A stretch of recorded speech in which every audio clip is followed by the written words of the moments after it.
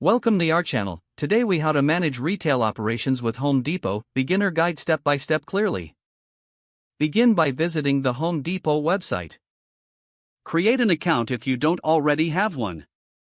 This will allow you to access various resources and tools. Familiarize yourself with the dashboard. Here, you can manage orders and track inventory. Navigate to the Retail Operations section. This section provides insights into managing your store effectively. Review the available training materials. These resources can help you understand retail management processes. Set up your inventory system. Use Home Depot's tools to input and organize your products.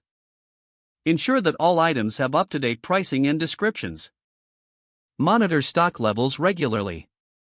This helps prevent overstocking and stockouts. Utilize the Sales Analytics feature.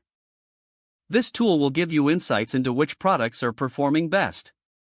Adjust your inventory based on sales trends.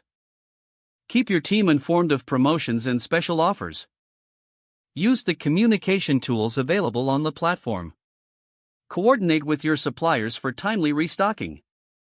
Regularly assess your store layout. A well-organized layout can enhance customer experience. Engage with customers for feedback. Understanding customer preferences can guide your operations. Schedule regular team meetings.